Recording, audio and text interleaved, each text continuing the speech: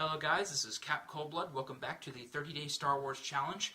Today is Day 7, the first week is ended, and today we will be focusing on my favorite Sith Lord. Now, I don't really have a connection with the Sith. I have a vehement hatred for Jedi, but the Sith characters, there are simply too few to get attached really to any of them. Darth Sidious is always the evil, kind of interesting character.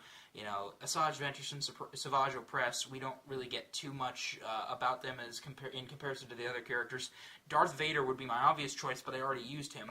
So, my only real option, aside from Expanded Universe Sith, would be have to be Darth Maul. Now, I know a lot of you might have been expecting a certain Sith from the Old Republic era. I do not want to pick that guy because, first off, you know, if you know whom I'm talking about, then you know exactly why I probably won't talk about that character. We don't know what all exactly happens.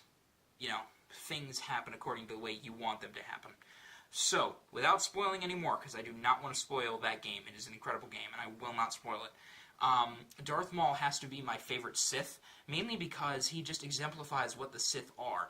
Darth Maul gets killed on Naboo in the power processing plant by Obi-Wan at the beginning of the prequel trilogy. He gets very little time. Darth Maul looked cool, he was a master swordsman, but he got very little time on screen.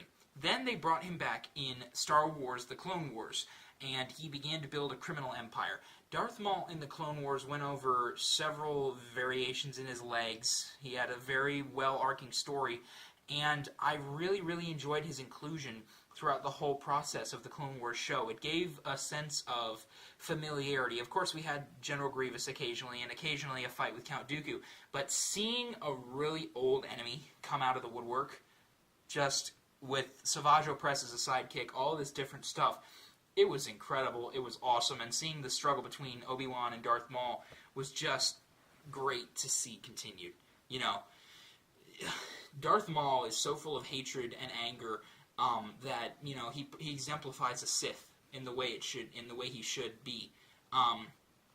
He knew about Sidious's entire plan, as noticed by the line, yes, so it began without me.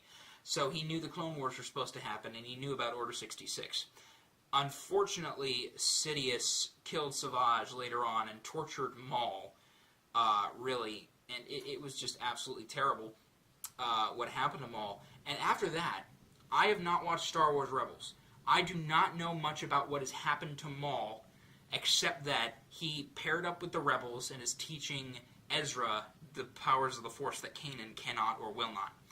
So, I do know that they fight the Inquisitors. Maul is training Ezra to, you know, embrace the dark side, or at least become balanced in both sides of the Force, which is what I believe in.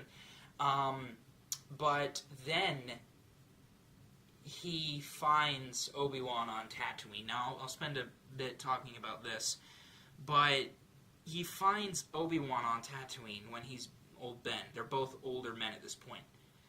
Ezra leaves, and it's just the two of them.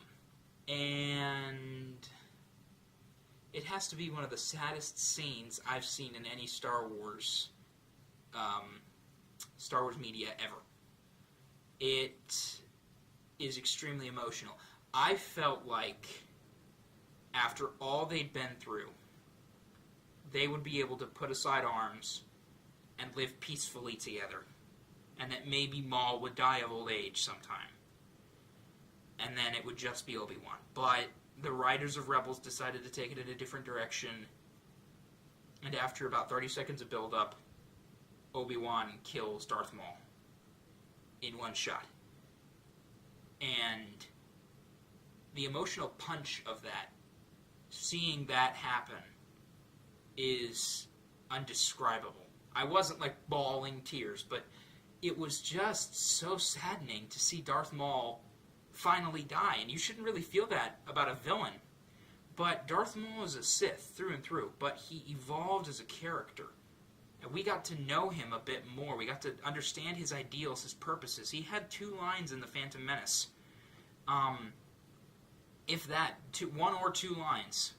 At last we will reveal ourselves to the Jedi. At last we will have revenge, maybe a yes master. But that was literally it.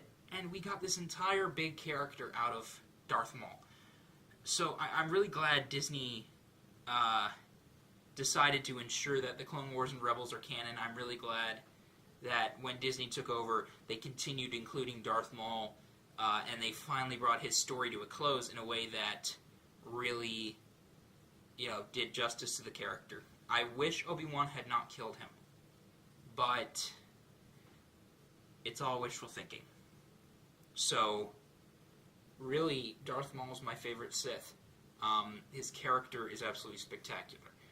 And I think he's the first character I've talked about in this entire series that I've not yet mentioned his weaponry and his aesthetics. First off, he does look incredibly intimidating, and his double-bladed lightsaber has become extremely iconic, especially if you played Knights of the Old Republic. You get a chance to wield one of those. It is an extremely satisfying experience. I'm about to do a full playthrough of the game as a Guardian with a dual-bladed lightsaber completely red. Blood red. I love that color, due to Darth Vader. But Darth Maul made it cool, and it is going to be incredible to at least channel some of his immeasurable power. So that is all I have for you today. I will see you tomorrow to start the second week of the 30-day Star Wars Challenge. Thank you guys very much for watching, and I'll see you on the next episode.